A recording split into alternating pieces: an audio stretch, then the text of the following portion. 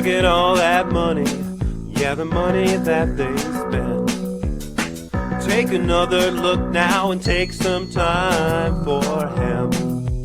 No cut trees for paper, cause it hurts the environment. Stop deforestation, yeah, it's time for hemp. Oh, an acre of hemp makes 20 barrels of oil. No need for pesticides to poison all our soil. People got no food, they got no clothes, they got no rent. Well, right now it's time for hemp.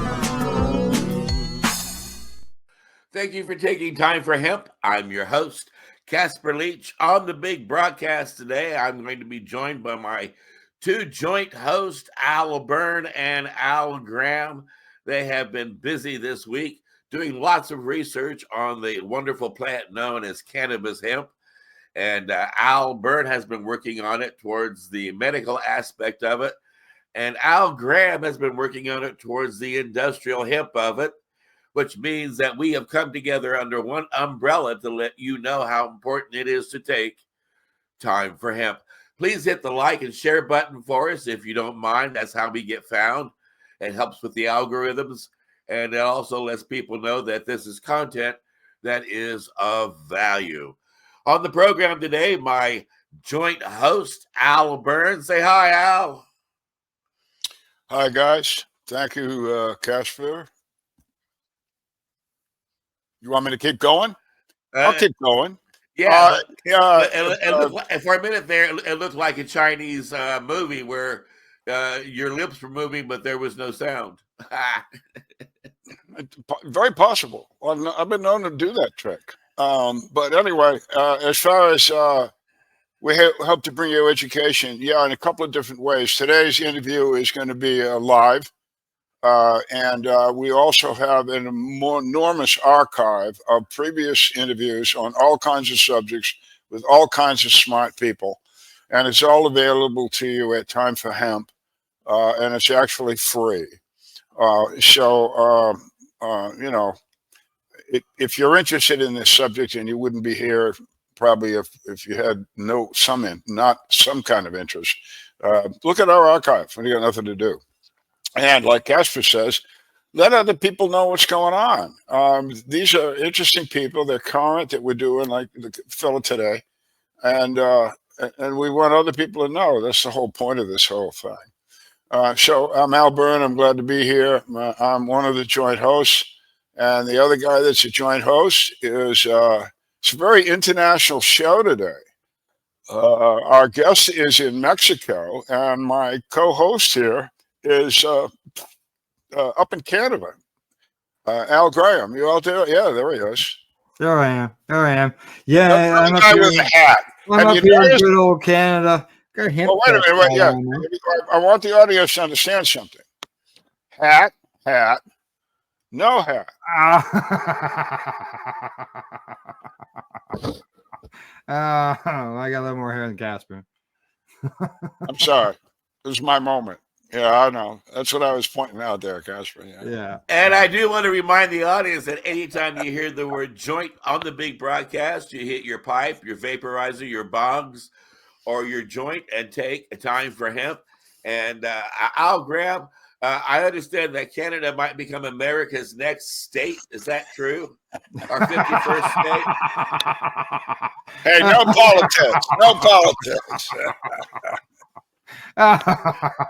We're starting off this one funny. I'll let you bring on our guest today, Al Graham, and you can introduce the whole world to our wonderful guest and tell everybody about what he's been up to. I will say this: if you say Mr. Hemp, you get a clue as to who he is. Yes, Jason, our guest. I'm going to call him the guy who got everything going. Always takes a patient that really breaks open the door on a lot of stuff, whether it's medicinal, which can eventually help with the recreational end of things. And that's something that Jason did when it comes to Colorado. And I know I'm going to mess up his last name. So I'm just going to call him Jason. Welcome to the show, Jason. Thank you, gentlemen. Thank you, gentlemen. It's Jason Lauve. Hi, everybody. Thank you very much for welcoming me on the show. You're welcome. Appreciate y'all. Al, and Casper, thank you. Well, before you jump off into anything, do you have the Mr. Hemp copywritten trademark? I mean, I see a little symbol alongside it. Yeah, I mean, I put a little TM on there years ago when I started using it. Originally, that name was given to me by some of the politicians in Colorado when I was working on the first legislation for hemp in 2011, with Representative Wes McKinley and Senator Schwartz and a handful of others. And so they kind of passed that on to me, and it stuck. But I didn't really go through the paperwork. It wasn't something at the time that was very important to me. It's there though. It sticks. And down here in Mexico, people call me Don Cáñamo, Senor Cáñamo, essentially. I'll just call you Jason. That's too hard for me to go for. I appreciate that. That's okay. I prefer Jason. Thanks, Casper. Well, Jason, we know you're in Mexico, and I'd like you to explain it at your leisure. But you were a patient. Cannabis helped you to become a much better health patient. And then you were so good. I'd like to tell a quick story about one of the federal patients in the United States, a lady named Barbara Douglas. She lived in Iowa on the lake. And she just got on the cannabis program. She had MS. I visited her at her home. She could barely walk a couple of steps. It was miserable. She got on the medical cannabis. I went back to her home, visited her pretty much a year later.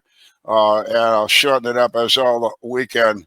And when I left, she was on a jet ski on the lake. Wow. Jason did something almost like that. And I want him to tell that story. Jason, welcome. It's your show. Let's go. Thank you.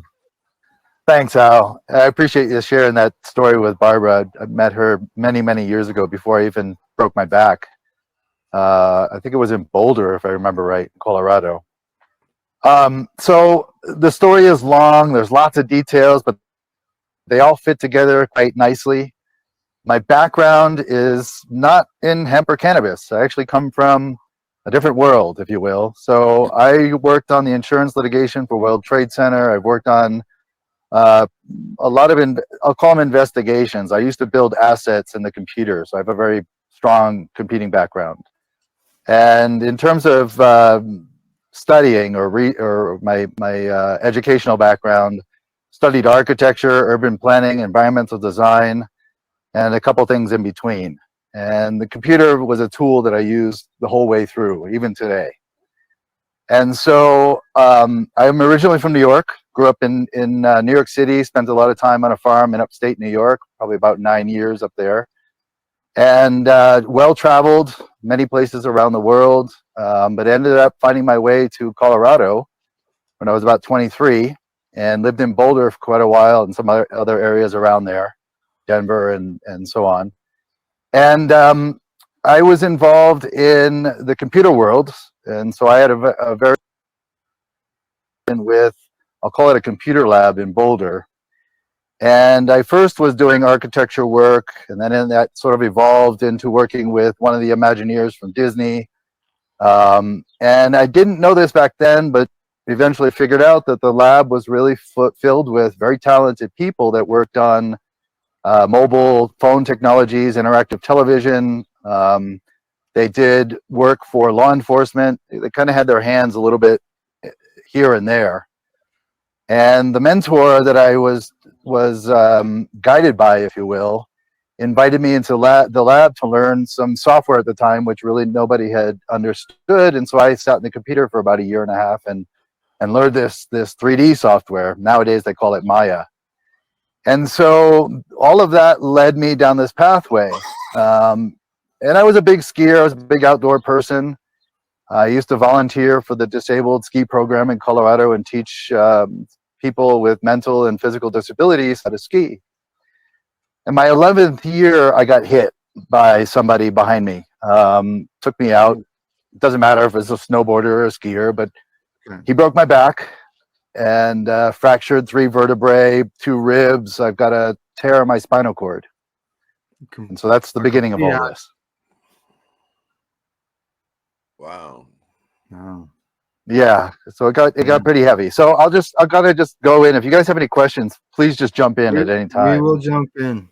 No, so Go what ahead. happened All right. then? That's my question. What happened next? So yeah, that was 2004 when I got hit, and I ended up in the hospital. Obviously, the first hospital that I was brought into, and this really started to expose to me, part of our health system, and they, in my view, intentionally blurred the X-rays and sent me on my way, sent me back home on Dilaudid and all sorts of opiates.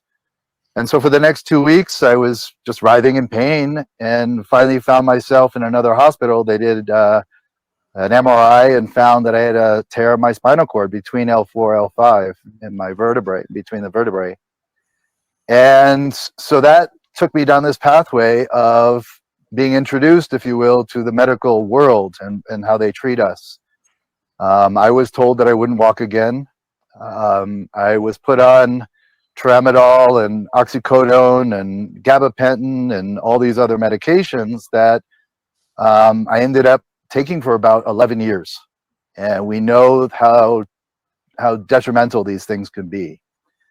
Early on in that process, I was introduced to cannabis in a medicinal way. I mean, I smoked here and there before I broke my back, but nowhere near what I had experienced after I was brought under the learning curve, if you will, originally from Dr. Robert Melamede, who lived in Colorado Springs. Mm-hmm. And that opened the door to many of you guys along the way. And when I say you guys, I'll just say the whole cannabis community that's still holding together by a thread, but I think we're holding together.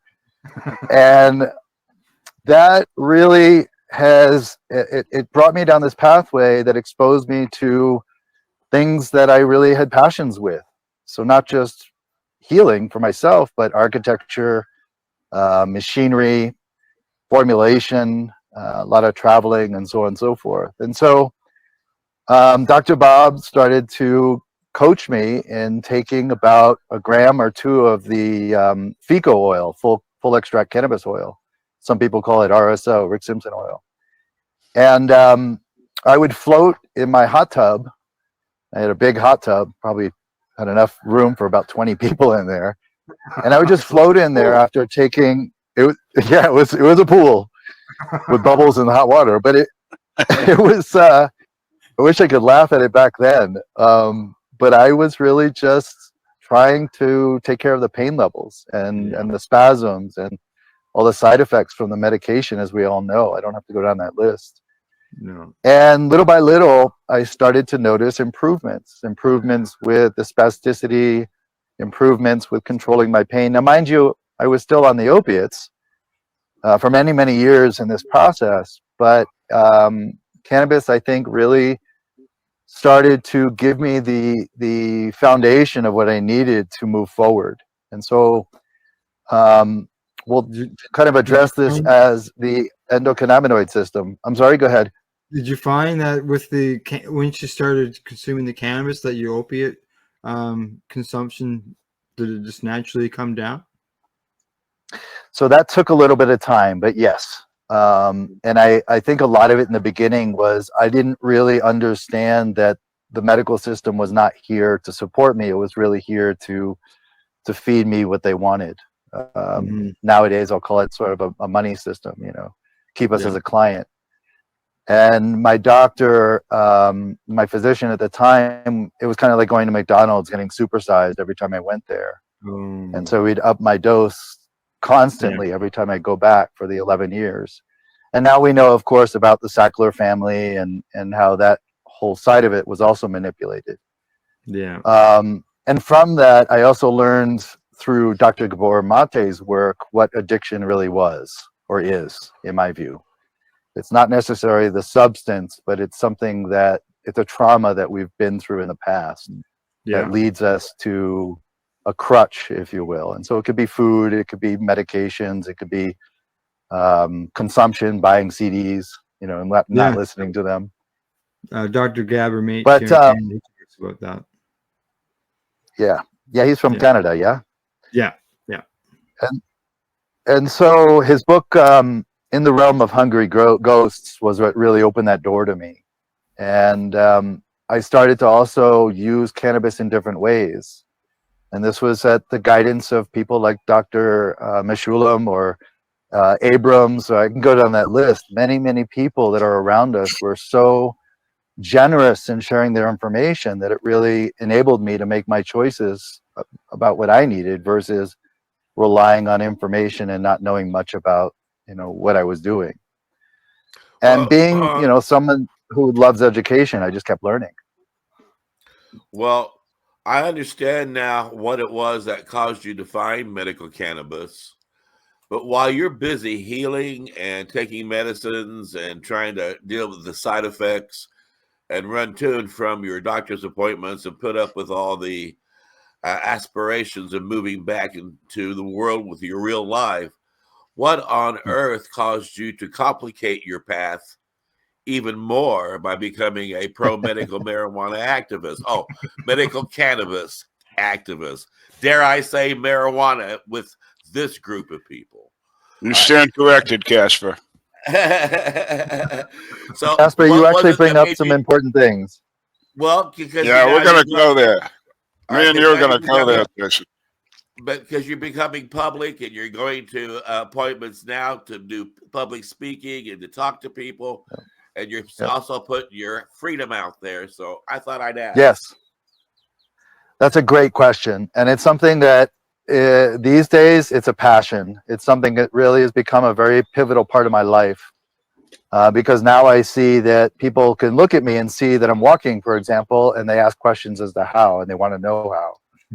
So I see it as cannabis, sativa L, hemp, marijuana, ganja, all those words that we use, to me is one plant. And this is really because the science side of me sees the botanical references and the scientific references. The legal definitions, I think, are misleading. And so, as I mentioned, I did a lot of computer work. And so one of the jobs I was on at the time, I was working on the insurance litigation for World Trade Center. And I started noticing some things in there that were disturbing to me. Not just the videos I saw, but the information. And so in 2007, I became a whistleblower. I sent over 200 pages of documents to Dr. Stephen Jones at Brigham Young University, and he published them online. Now, about a year later, I got raided by law enforcement. What triggered that, I'm not exactly sure. I do know that they spoke to some of my neighbors. I did learn in the court case that they had been surveilling me and watching me for about 3 months before the trial, or before the trial. Before I got arrested and raided. And that really changed my life in many ways. One, because at the time I was a professor in University in Denver and was teaching computer sciences. Basically, what I was trained in building assets for some of these research projects, and there's a list of them. And so when I was charged, I mean, in my heart, I knew I didn't do anything wrong. I knew this plant was helping me medicinally. I knew that the pharmaceutical drugs were harming me, but that my family and a lot of people around me were really believers of the Western medicine world and encouraging me to continue to take the prescriptions. And that was difficult because I had to make that choice of, do I use cannabis and do what's right for me, or do I continue on that pathway of what those around me believe? And I don't think I would be here today if I stayed on that pathway. And so I was originally facing probably close to 8 years in prison. Law enforcement found a kilo or 2 pounds, 2 ounces of cannabis in my house, along with 36 plants.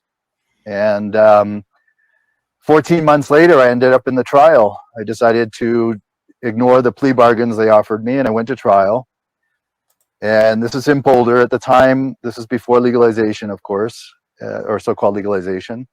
Yeah, so that's a great article, actually. That's from Spain. That's from a company in Spain that published that. And that's a picture of me after I won my trial, after 4 days of testimony and witnesses and so on and so forth. Even my neurologist came and testified for me. And so I'm Nice. sitting there with my box of cannabis that they returned to me. They didn't return everything, but at least they returned that. And that was I was surprised a demand. when I read that. I was surprised that they had the box there for you to take home. Like it I wasn't was as if you too. had to go through a process and fill out paperwork, so on and so forth. It just looks as if they just gave it to you. Yeah, I would have thought the Yeah. cops would have smoked it by then. Well, it's interesting you say that, Al, because there was a quarter ounce that I usually had on I put out in the morning that I was high quality, and that one went missing.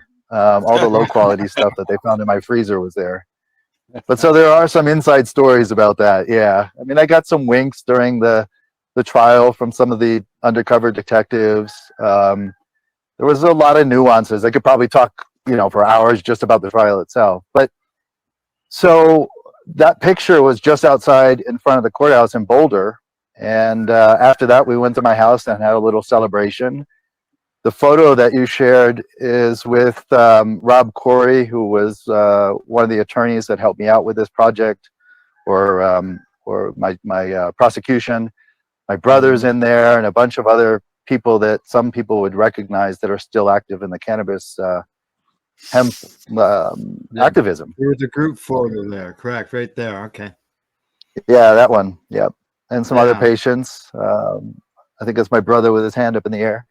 And so that led into many things. The next day, I got an email from the university that I was teaching at telling me I was fired. And that's a whole other story, another battle, if you will. You would think that they would honor that I actually won something and could be useful in the university to help educate people about what cannabis really is. Oddly enough, about a year later, they offered my job back. I refused. But so I started publishing Cannabis Health News magazine. I started doing podcasts. I had wonderful guests on my show. Actually, a lot of who Casper has had on the show, you guys have had on this show, are also the same people that I interviewed back then. And I learned a lot. I really was doing this kind of by this, sort of from the seat of my pants. And I learned a lot. I was connected with a lot of really amazing people. And so that led into other things. I ended up writing and co-authoring the first hemp legislation in Colorado in 2011, 2012, and then also the next year in 2013. And that whole thing was a whole other amazing story, a great experience. And that whole legislation passed unanimously in every House, Senate, floor, committee hearing. And so it wasn't stigmatized like we thought it was at the time. So you basically you challenged the existing law in Colorado as a patient for your right to access and use medicinal cannabis, just like we had a fellow here by the name of Terry Parker who challenged and fought the laws and won the right to access the medicinal cannabis. And because you win the right to medicinal cannabis, that sort of leads towards the recreational end as well. Yeah, for me, it was more the medical side or medicinal side, excuse me. And then that led into a lot of the industrial uses. And so textiles, fuel, and the list goes on from there. And that's what really got me interested. And I knew about this stuff. I had a copy of The Emperor Wears No Clothes from Jack Herer. And I had already had that bookmarked and tagged and written in and all this stuff from the 90s. And in the 90s back, I didn't mention this, but I had started a political action committee called the, oh gosh, I can't remember what we called it. But this was when Loretta Nall was doing the, oh gosh, you guys might remember Loretta. I can't remember the Colorado Marijuana Party, I think it was, the United States Marijuana Party. And then I kind of let that go, and Wayward Bill picked it up. And so that was sort of a little precursor. But so it got me fascinated into these potentials. And I was actually camped out on the lawn of the Denver Capitol, participating in the beginning of Occupy Wall Street. Although I wasn't really involved in that. I was more interested in just learning about all these really amazing people that were around me protesting their own specific thing. And Representative Wes McKinley came out and pitched his cowboy teepee next to my tent one evening, and we talked hemp all night. Next morning I wake up, he's gone. And about 2 weeks later, he calls me up and says, "Hey, Jason, come into my office." I had no idea why. I was like, "Oh, cool. I get to roll into the Capitol and talk to a politician." And so I get there and I roll into the office. I'm still in the wheelchair at the time. And he says, "Okay, we're going to write a hemp bill today." And in about 40 minutes, we had basically the first draft of the hemp legislation that then passed in 2012. Congratulations. Yeah, that was a big one. That's pretty fucking cool. Wow. It was very, very cool. And that down this huge pathway. And for me, I see things very differently. I think we all do, but I see things really differently in life. I don't let things intimidate me. I tend to jump full force into whatever I do. Sometimes I make mistakes and I learn from them, but sometimes things take off. And the traction that we got behind us that first year of legislation was absolutely amazing. On the negative side, or on the weird side, I'll say, is that a lot of people started coming out of the woodwork and coming from big industries. And I was naive back then. I didn't know who was who. I didn't know that, sitting with the family of DuPont, for example, was not the right thing to do, even though I smoked a joint with them. I would do federal presentations for various sectors of the government, agriculture, and so on and so forth. I was invited all over the country to other countries to talk about the law side in regards to my experience, the mechanical or chemical or chemistry side of things, as well as the activism side of things and the medicinal side of things. And all of these things were really dear to my heart. And it felt like every time I went forward in my life, cannabis kept calling me back and say, "Hey, this is where you're supposed to be. Follow this path." And it allowed me to use the skills that I had learned over the years. And so I'm now, after all these years, I'm now down here in Mexico. I've been back and forth down into this area, down near Guatemala, for about 7 years. And I've networked into basically the same kind of crowd, the politicians, the business people, the growers, the communities. And it's been amazing. And there's been a lot of stuff that's happened in between. And as I mentioned a little bit earlier, is that, I encountered a lot of these people coming from pharmaceutical, from petroleum, from industries that didn't want us doing what we were doing. And I think because, everyone around me, you guys, Barbara, Irv, the research scientists out there, the doctors out there, the people who run businesses like Barbara from Envirotextiles, I started to really see a different pathway and start to understand that because of the way I see things and because of how I went about things with winning my court case or with the legislation, I still feel that my view is not quite understood, but it works. And I can address some of those things specifically regarding like definitions that we have today in the 2018 Farm Bill. But now that you're living down in Mexico, aren't you concerned about the cartels? I know that they moved to America, Casper. so maybe you don't have to, because maybe they've all moved to America by now. They're living in New York. But well, if so, they're going to get deported anyway.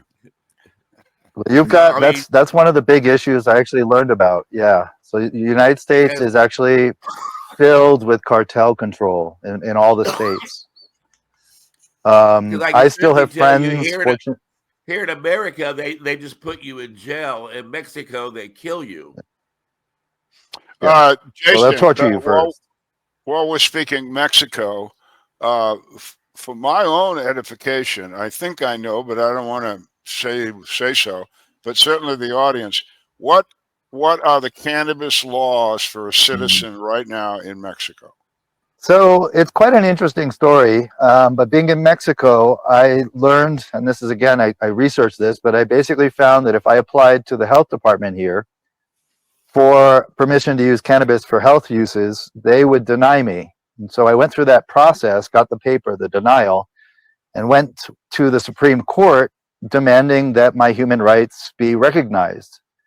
And so this is another big thing that we really should be talking about in the United States is human rights, not so much as civil rights.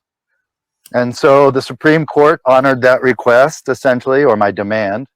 We don't ask permission, we make statements of demand in this case. And I have a document that basically says that I can carry as much as I want, grow as much as I want, use as much as I want, basically do anything I want except for commercial use. That's another sort of separate pathway. And so currently, because of what's happening in the United States, and this is stuff I've been trying to talk about with many people, Mexico has been hugely affected by what's been happening with the border issues and many things. And so right now in Chiapas, in this area, there's actually a special police force that's been going around shutting down the cannabis stores and clamping down. I think it's to simplify who they're going after. They don't want to accidentally net the wrong people. So they're really just kind of simplifying things by shutting things down, I think temporarily, and then get rid of the crime, and then we'll see where it goes in the next couple of years. With some of the local politicians and things like this to move forward, I haven't seen any bad things in terms of they want to clamp down on this completely in the whole country. I think it's just kind of what's happening now. Yeah, so right now the average person can have 5 grams on them, no problem. And again, these laws aren't really completed. They're still working towards the regulatory system. Oh, wow. Unfortunately, in my mind, what I see and what I'm not supportive of is they're following the United States. And that I'm not happy with, because I don't think that what we're doing in the United States is working either. I didn't think it was going to work from the very beginning. And that's pretty much what I've been trying to point at for all these years, is that in my belief, the pharmaceutical companies specifically, including other industries, but specifically pharma, has gained control over the pathway that we're on. And you can see this in regards to like isolates, right? So to me, isolates are a pharmaceutical model. The regulatory system is a pharmaceutical model. The definition of cannabis hemp is a pharmaceutical model. And we know that cannabis is food. We know cannabis is nutrition. We know it's medicinal plant. And you can see around me, I have a garden over here where I have a lot of medicinal plants, and I've been learning from the traditional Mayan medicinal community over the last 6-7 years. And what I've learned from them, as well as other belief systems, same in the United States with herbology and the Native Americans up there, is these plants, as you guys know, these plants are here for our benefit. Mm-hmm. And so I don't believe we should have to go through a Western medicine model to gain access to this plant. I think it's something that, just like with echinacea or chamomile or any of the other plants we have access to, it should be up to us individually. And we should have proper education. Like some people call it a herb, some people call it a vegetable. Right. It's exactly. We don't allow people from growing vegetables. On that subject, right. Al, 2014, so this is 11 years ago, the American Herbal Association actually passed a resolution and said cannabis is an herb. Not only that, that same organization the next year produced a monologue on the uses of the plant. In other words, is this thing any good or not? and they produced the second largest monologue in the history of the organization, second only to garlic.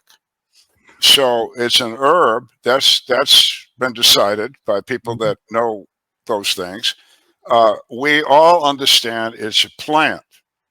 This gets to Al every show, but I'm going to say it over and over again. It's a plant. It's not a drug. And as soon as you get your senator and your representative in Mexico, in Canada, and the United States to understand it's a plant, we might be getting somewhere. On definitions, Jason, I just want to tell you a history story.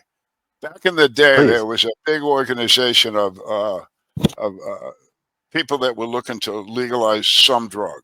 For me, it was cannabis, of course, and the medical and all that stuff. But it was 100 organizations. It was a funded group by a rich guy, and it was very well done. It was very smart. Boy, I learned a lot from all these guys. Took me, all these guys, I just said, I learned a lot from them. They were very smart. They were very courteous. Took me 3 years to convince them, when they were speaking publicly or to me about the plant, it would be called cannabis. It took 3 years for the experts to get it. I go through the same routine for one of, I'm a veteran. Casper's a veteran. We're big on veterans. We're big on veterans being able to use cannabis, especially for any of their injuries, whatever they may be, physical or emotional, they should have access. That's another program. We'll get to it. But I use the same thing to just emphasize. I want you to go to your definitions, but we hear about veterans, other people, of course, lots of other people with different kinds of trauma have post-traumatic stress disorder. Disorder is a bad word there. In medical terms, you can be born with a disorder. Well, post-traumatic stress is, you're not born with that. It's after traumatic stress. I mean, hey, so if you're really going to write this or talk about this, I'd like to recommend you just say PTS, post-traumatic stress. That's what it is. Yeah. If you have to call it something else, I think S would be good. PTSS, and that would mean syndrome. Either one would be correct. Disorder is incorrect. But, Jason, you got a thing going with these definitions. What is it? What's your beef? Well, so there's a lot of angles that kind of came together in all of this. And I'll just kind of start with what I see in Mexico, for example, because I hear in the US, a lot of people are saying, oh, don't use the word marijuana. It's racist, all these kinds of things. Now, down here, it's common. And what's interesting is I came across a 1846 copy of the Mexicana Pharmacopoeia, the Mexican Pharmacopoeia. And it states, and I have it actually right here in front of me, that cannabis indica and cannabis sativa, basically cannabis Linnaeus, we'll say, from Carl Linnaeus, is also defined as marijuana with the G, or Rosa Maria. Now, in 1904, this shifted a little bit, but the word marijuana goes back quite a ways, spelled differently. And so the word cannabis, hemp, all of these things are, to me, interchangeable. This, to me, is evidence that this is all the same plant. Whereas in the States, we hear a lot of people kind of arguing about what vocabulary to use. It's all the same to me. And this is something, actually, this is a side. I'm just... Sorry, I agree with that, but my objection has always been, you're correct. I mean, and boy, I didn't know about that second definition. Thank you. That's new information. No, my problem was when, especially in this state, I agree, probably down in Mexico, this has no effect at all. But you call marijuana, and everybody thinks it's a bad drug. Yeah. Right. And you call it cannabis, and it makes them think, no, wait a minute, it's a plant. I mean, I just we had a discussion on another interview the other day, and it's the difference between the lawyer that we had on, who was a business lawyer, commercial type guy. And he's the guy now going out and identifying cannabis businesses around the world and in the states here in the United States. And he approaches the legislatures, the mayor, whatever the hell he's talking to, as a cannabis business attorney. And this is a change from the past, where even still going on, where the legislators are besieged by cannabis defense attorneys, which presents crime, as opposed to our friend who presents money, which is another of your favorite subjects. So that's I'm not objecting to your history. It's actually correct. I'm objecting to what that conjures up in a neophyte's mind. That's Yes. where I'm going. Well, So I agree with you. And now, in terms of language, I would use the word cannabis. I'd like to make an addition to this, if you don't mind, for just a minute, Jason, because as a content creator, I prefer to have access to all the terms, because one, it's less redundant when you're having a sentence about medical cannabis and then you want to talk about the plant again. You got to say medical cannabis over and over, where you can interchange that with hemp, marijuana, and ganja. But then at the same time, there's the algorithms as well. People, when they do search terms on the internet, they don't all just do medical cannabis. There are people from all walks of life who'll type in medical marijuana, or just sit down and type in marijuana as a search engine. And if I have those words on my website and in my content, those search engines will lead those people to us, where they can learn how important it is to take time for hemp. All right, Jason, I'm going to challenge you. I'm going to call you. I don't agree with that assumption. The last one, Casper. If you go on, if the average guy, I do this all the time. If the average guy goes on Google and types in medical marijuana, it will take you somewhere.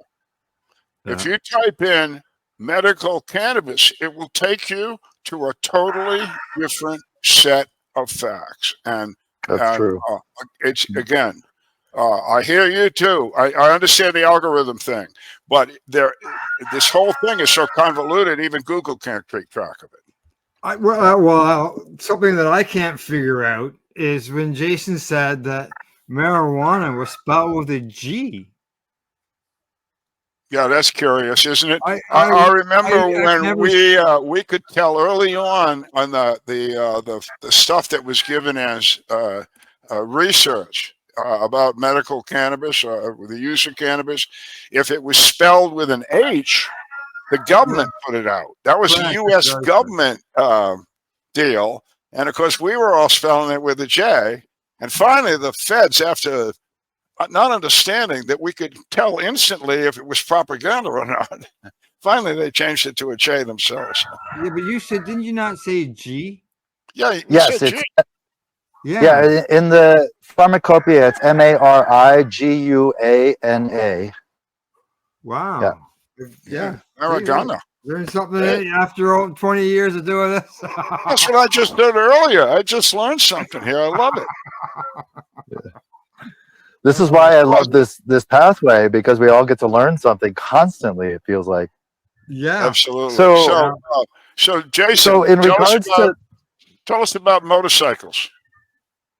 well, real quick, I'll just let me tie one thing together, is that I think that the vocabulary matters when we're talking about legislation and law. It matters when we're talking about medicine and medicinals. And then we have the community. And so, we do have a convoluted view of all these details, but I think it does matter when we're talking about law and science, because what I see is things are not used appropriately in the current laws and definitions that we have today. And that comes to like the 0.3% definition that we see currently in the US. Yep. Now, Al, you actually asked a really amazing question. I'm a lifer in terms of riding motorcycles. I started when I was a young teenager. And when I broke my back, obviously I couldn't ride it at the time. But when I was in Costa Rica doing a presentation, I ended up starting a healing process with the plant that is outside of what anybody has heard of. I'm not going to get into the details, but it involved some things that were about mixing the plant and putting it into my body in a different way, not ingestion, not topically, and not smoking. I'm going to kind of keep that out of here because I don't want to encourage people to do this process without really learning about it first. So we need research. But so after going through that process, that procedure, which was illegal, but it worked, and it took about a year for it to start to take an effect. And pretty much as soon as I started to feel in my leg again, I started riding a motorcycle down in Costa Rica. And so I toured the whole country. I would go to the beach and rip up the sand along the ocean and just enjoy myself. I mean, I'd fall once in a while, but I'm not racing down the highway at 70, 80, 100 miles an hour like I would in the States. Like when I was younger, I was kind of just cruising along, enjoying things. And that led to, in 2017, I left Colorado on a motorcycle, a KLR 650, with my dog on the back, my service dog. And she and I traveled through many of the states in the US, just kind of zigzagging all over the place. And every place we went, we would run into cannabis activists. I'd get a message from somebody and they'd say, hey, come on over, you're in my area. And so I met all these amazing people. As we all know, there's some incredible people in the cannabis world. And eventually crossed the border into Mexico thinking I'm going to ride the motorcycle around the world. And so I get into Mexico with the stereotypes that we were taught, and I was floored. I was blown away. People were so kind to me. I got fed, housed, invited to so many festivities, weddings, funerals, which is a different experience in terms of Dia de los Muertos, for example, and how they celebrate with happiness and joy and life versus our views in the States. And I was avoiding the cities. I would just kind of take these side roads. I wouldn't do the highway route. And I worked my way down to Costa Rica again, through Guatemala and El Salvador and Honduras and so on and so forth, and ended up coming back up to Chiapas, to San Cristobal. And I ended up staying here. And then the pandemic started, whatever you want to call it. And I ended up staying because we didn't really experience the shutdown that a lot of people were experiencing in other countries around the world. And that's mainly because this is predominantly a Mayan community. There are many different cultures mixed in from Mayan traditions. Tzotzil, Nahual, Tetzal, Lacandona. These are different groups of Mayan people. And it reminded me of what I knew already about the Zapatista issues and how they really are here to defend their belief systems. And that tied together with plants, it tied together with community, it tied together with where I'm living here. This is actually, I'm inside of what they call an ejido. It's a community-owned village. And a lot of people in the US really misunderstand what a lot of these cultures are really about because of the propaganda that's online, for example. And so like the motorcycle was a big piece. It sounds like you're living in a bird sanctuary. Well, I've got chickens. I've got about 30 chickens, ducks, and turkey over in that direction. Well, everybody down here is talking about the cost of eggs, man. I know you're not worried about it. So, but listen, the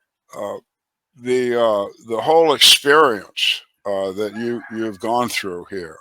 Well, I have to ask this question because if I don't, there'll be customers calling us up and people listening saying, Jason, what happened to the dog? So Escher was her name. She was trained as my service dog and also hunting. We used to pheasant hunt together. And she passed away about 2 years ago from natural causes, I'll say. So she made this trip a cancer with you? tumor. She made this whole trip with you? Well, there is. She must have loved every day of it, man. You're a good dad. Well, she would travel with me everywhere. Nice. Escher was a German Shorthair Pointer. She was a hunting dog, bird dog, if you will. And she would travel with me everywhere. She's been on all the flights that I've been in, to all the countries that I've spoken in. She traveled on the back of the bike, probably close to, I'll say, probably 30,000 kilometers. So what is that? Maybe 15,000 miles, we'll say. She probably set a record. And yeah, and we ended up in the newspapers here in Mexico because people would take pictures of us on the highway, and it would end up in the paper. Did you ever have? It was a sight to see. What about going from one country to the other? Did you have problems with that, or? No. A lot of countries acknowledged the service dog paperwork that I had. Excellent. And when was that going on? Years? When? For traveling, you mean? Yeah, they're going around this all. So I guess, I got her in, I guess it was 2009, I think it was. And so pretty much from about a year into that, I'll say day one, but a year into that, she was traveling with me everywhere. She had to go through service dog training. She went through hunting training. But from there forward, she was with me by my side pretty much every single day. There was probably a week out of her entire life that I didn't have her with me, but that was it. Great story, Casper. So, we want to put that in the trailer. Jason and his dog. What was her name again? Escher, after MC Escher, the artist. There you go. MC Escher is known for very mathematical art, very stairs that go connecting in a circle, or stairs that go up and water flows uphill and all these weird things. But yeah. Well, I've been owned by a dog for a long good. time. I know what it's like to be owned Yeah. by a dog. I'm owned by one too. And I'm owned by one right now, and I know Al Byrne is owned by one right now too. So three, he said, yeah. They're remarkably quiet. Well, they rule the house. They rule the house. She saved my life. About 3 times, literally, and I wouldn't call her a dog. He was really a companion, true companion. Yeah, companion, friend. Sure, those are the right words. Well, everybody that I believe that has a dog, if they understand and they treat it appropriately, understands just what we're talking about. If they don't, then they shouldn't have the dog or the horse or chickens, whatever the hell you got. Just get a fish and starve it to death or something. But I do have a question. Being we know that you've obviously got a lot of ducks and things and chickens in the background and behind you there. How did Escher get along with the everybody on the farm there? So the place I live now, Escher didn't see this place. Escher passed away before I moved into this location. But to answer that, everywhere we went, because we did spend a lot of time on farms. I lived on a ranch up in Colorado with Escher, and so with the cattle, with the chickens, with all the wildlife. Also, because of her training, she would not chase them automatically. Her discipline was incredible. She was steady under the gun when we were hunting. She wouldn't go after an animal unless I gave her permission. There was actually a presentation I did up in Colorado during my teaching of what I've been through in terms of my medical issues, and I was letting her run outside, and she ended up catching a rabbit and bringing it over to me, and I have my suit on, the tie and everything, and some people are like, "Oh, your dog just killed a rabbit! Oh my gosh!" And she comes over to me and hands it to me, as she was supposed to do. She didn't kill it in the beginning, but it was injured enough, and so I ended up. Well, I won't get into the details because I don't want to steer the conversation in a bad direction. But family show. Nature took its course. Yeah. And so I feel very fortunate that she was never aggressive with anybody. She never bit anybody. Very, very kind animal. Very amazing in terms of what she taught me. Jason, what are you on the back of a bike? What are you doing now, Jason? Do you have a website, or is there anything that you'd like to publicize or need help with? Or Great question. So, I mean, originally when I was coming into this conversation with you guys, I kind of had the idea that we were actually going to talk about all these things. I do have some things that I would love to talk about, and maybe we can bring those up another time. But in terms of specifics with definition and specifics with how do we move this train forward, because I do see ways to move this forward.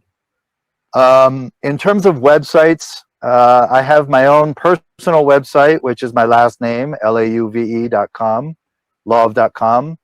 People can find me if they just search Mr. Hemp, Jason Lauve, Lauve. And I'm working on a project with a whole bunch of people right now called deschedule.earth. And our pathway with that is really repeal and reschedule and deschedule, excuse me. I think scheduling is inappropriate. This talk about moving to Schedule 3 to me would just hand everything we've done over the years to the pharmaceutical companies. So, for example, codeine, if I remember right, is listed under Schedule 3, and if you get caught without a prescription with codeine, you're going to get fined and possibly go to jail. And so I don't think cannabis belongs in that. I don't think cannabis should be regulated in any way the way it has been forced upon us. In fact, I think a lot of that pathway is illegal and filled with fraud.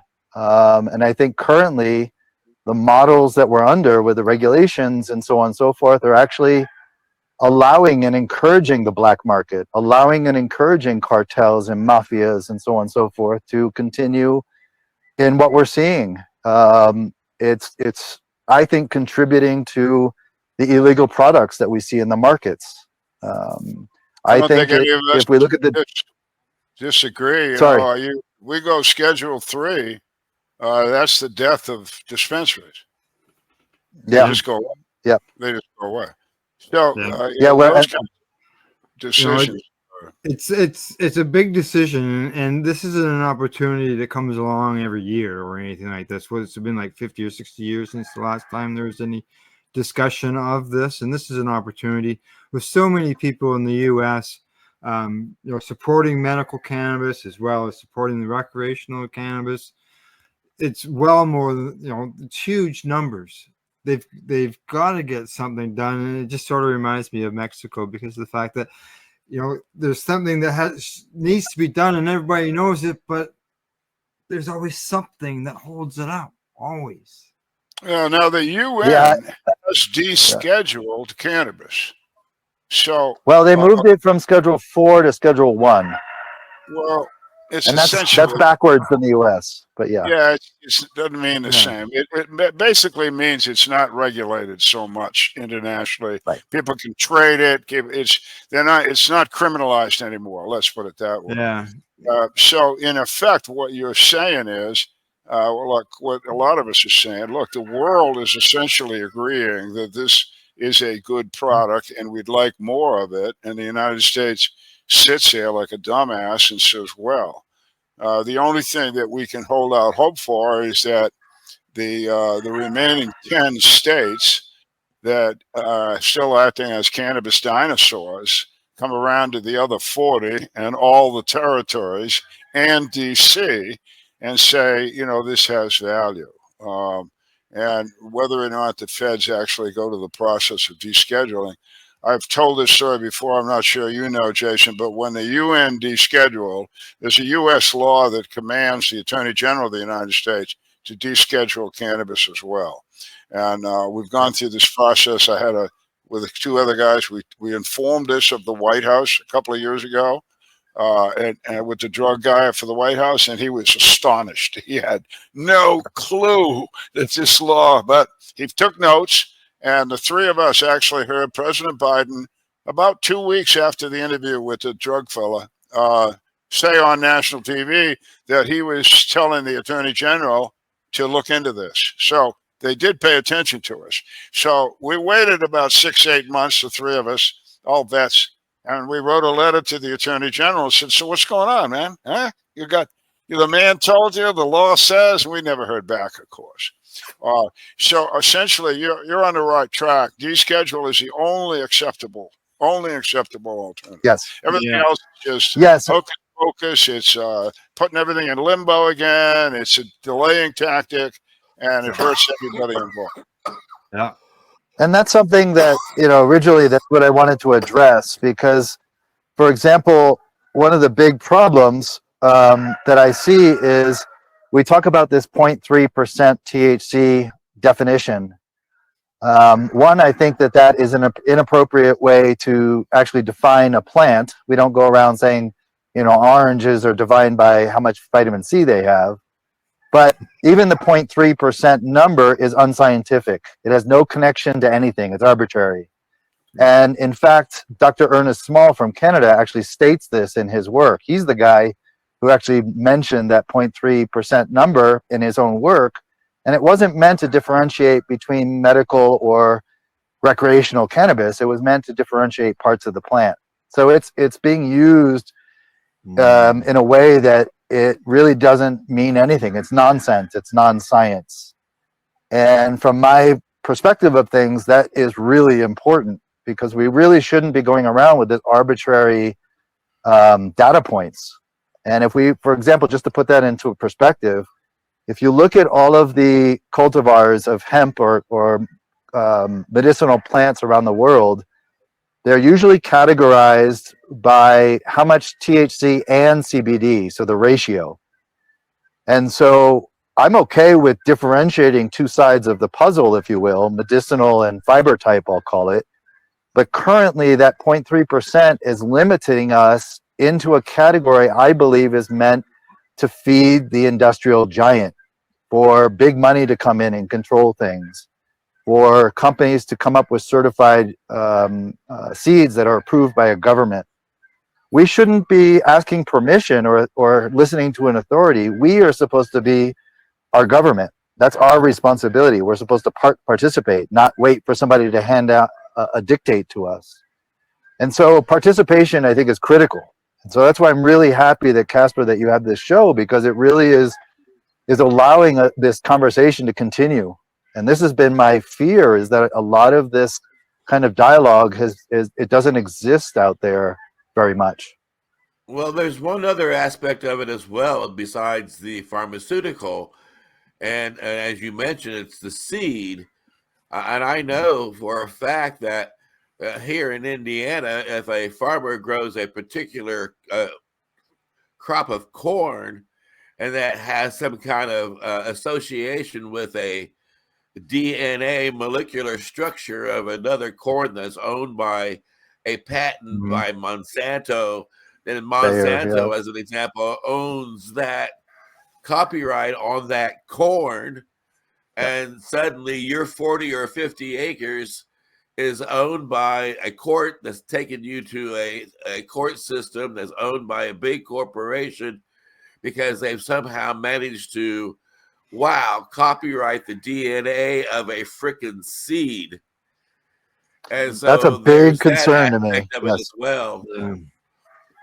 That actually plays into where I live, because the corn down here is indigenous corn, and they're trying to keep the GMO corn from coming in from the United States. But because of some treaties that we have between Mexico and the US, that is a very, very big barrier in front of a lot of people. So it's happening with all sorts of seeds. It's not just cannabis and corn. But I'm very familiar with that issue, because it affects us right here, actually. I have a friend of mine who's part of that dialogue. She participates in the maíz conversation, maíz being the word for corn in Spanish. And these are big issues. These are major, major things that really should be addressed right now in regards to what you're bringing up. And this is not something that's talked about. Like currently, we actually see a GMO manipulated hemp variety that exists in the United States. I'm not okay with that, because we don't even know what nature has to offer. And I'll give you a little case example of that, which I think is very telling. In Nevada, there's actually a research paper project that took place where they purchased 2,600 and some odd varieties from the different dispensaries. And out of those 2,600, there are only 3 genetic cultivars. Okay, so that, number one, is not a profile of nature. Number two, it shows how controlled what we think is diverse it's not really diverse. And so we're way more controlled than we realized in this cannabis pathway that a lot of us have been in for 20 years or more. And that's of great concern to me. And I think if Jack Kerr was alive today, I mean, I remember him screaming at the last talk he did about not paying the US government 1 penny of tax. We really should be following in his pathway. That man was a genius, is a genius in terms of his legacy. And I think his legacy is being distorted because the people carrying it forward have their own agenda, the monetary agenda, I'll call it. I don't mean to offend anybody, but that's my view of what we see. Yeah. And so I think this conversation is really important to me in that respect. I don't want to, I have nothing to gain from this. All I can do is leave a legacy at this point and share my story. None of the guys here ever got in this for the money, and none of us ever made it. It cost us all a lot of money. No, and I know countries, a lot of people. That's usually the countries are usually saying, oh, "Look at the money we can make off of it." Right? Yeah, right. And then there's a lot of every place. It's just capitalism. I got no problem with capitalism, and there's good capitalists and bad capitalists. And those of us that started out, we had no idea what the hell the end was. We were just trying to bring freedom to whatever the hell that meant. And so here we are. And I still think that we're in the sorted out process. Yes. We're certainly not done with getting freedom. I want to grow my own. I want two things. I want to grow my own pot in my own backyard and it'll be left alone. And where I live in Franklin County, Florida, I'm allowed to do that because the sheriff understands I'm a mature man and I ought to be able to do what I want with my body.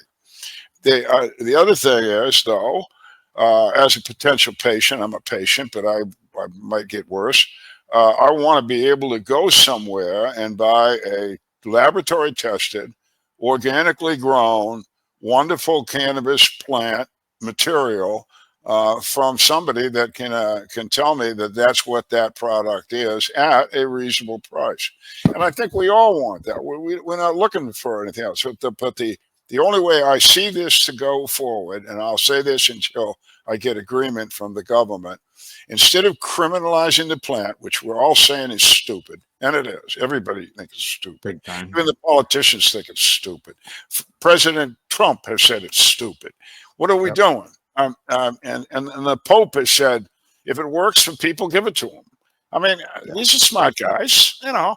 But when all of that is said and done, we're still going to want a regulated market, and it's going to be something that's going to have to be done over time. We're not done yet. But just like you are saying, Jason, we can tell your conversation here isn't anything you've decided that this is all history. You're living it right now, and that's what we've all got to do. I do appreciate this conversation. It's been every time we get somebody like you on board, I go, wow, man, I'm glad these guys are out there, and I just want to tell you, I'm glad you're out there. That's very, very, likewise, very, very good work. Yep. Likewise, and there's a lot more to say about that. You asked about the cartels. I could go into that pathway. I really didn't touch on that.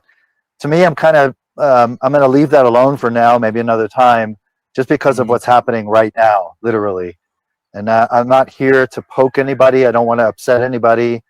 I kind of want to keep everybody in the same tune. But because of the dynamics, people are kind of sensitive to some of these conversations, and I bet. Yeah. And so the big things I do see, though, is I look at things like judicial dissolution. I see laws that we already have in place that could actually address a lot of these things. So that's another conversation. But in regards to we gotta move on. Where we've done, but we don't want to get too boring here. But it's not been boring, but it can get tedious for the younger generation to pay attention for anything over. You actually that's actually a big issue that I'm very aware of. Yeah. So anyway, we will have you back. You have more to say. You say it well. We're glad to have you. Thanks for your time. Thank you, Al. Yeah. Thank bothAls. Thanks, Casper. I really appreciate this. And I do want to remind the audience that we are back. We're back every week, and we're telling the whole world how important it is. This plant is legal for medicinal use and for industrial use and for all the uses that this plant can provide. And the only way we're going to be found is if you share us with your friends. Please make it a point to do that. Jason, it has been a lot of fun having you on the show, Mr. Hemp. It rocks to have Mr. Hemp on the Time for Hemp Broadcasting Network. And I also want to say thank you to Al Graham. Al, why don't you tell us about what you're doing up there with the Pace Radio Broadcasting Network? First, I want to mention thanks, Jason, for coming onto the show here and telling us your story. It's always great to be involved in hearing these stories of how somebody, just as a patient, regular person, was able to get to a point of sitting in an office of a lawmaker and creating a law in 40 minutes and having others follow along. So that's fantastic.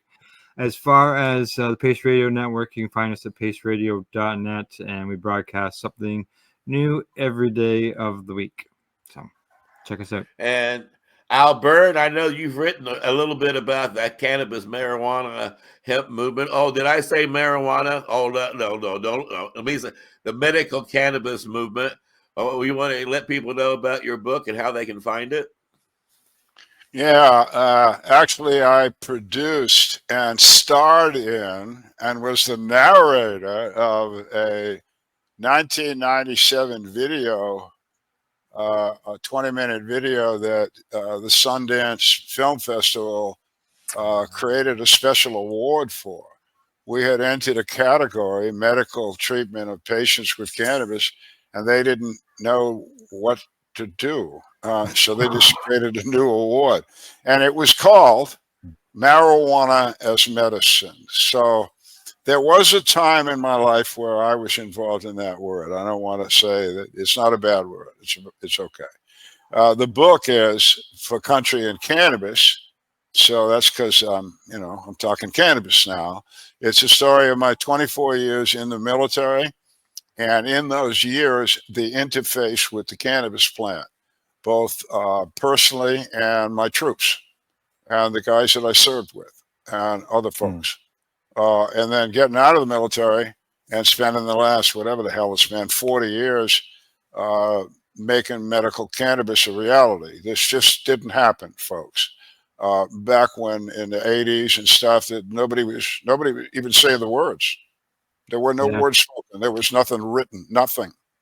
And somebody had to do it. And I was lucky enough to gather together some true heroes, patients, just like Jason, and professionals, doctors, nurses, PhDs, researchers, to back these people up. And they spoke up at great risk, personal and professional, and pulled it off. Here we are today. And so the cannabis part is a history where I identify these heroes, heroines, the bad guys, the government, the bullshit, the obstruction of free speech that the government has pulled off on me and my cohorts for up to tomorrow, I suppose. It's a good book. Read it. And as Al mentioned at the top of the hour, we do have a great archive here at timeforhemp.news that we would encourage you to stop and visit and wade through, because you'll find the entire cannabis hemp movement history in those archives. It's interesting as we go through them now. We see how the movement has grown, and we also have had different guests come back on a reoccurring basis to learn how they've handled different court cases or how they've handled different engineering ideas when it comes to inventing new machinery to make this wonderful plant more valuable and more easy to access on the market. So please visit our archives. And then also you can find us now on iHeartRadio. You can also find us on iTunes and Spotify. And that makes it easy for you to listen to our content and share us with your friends. Hit the subscribe button and let the whole world know how important it is to take time for hemp.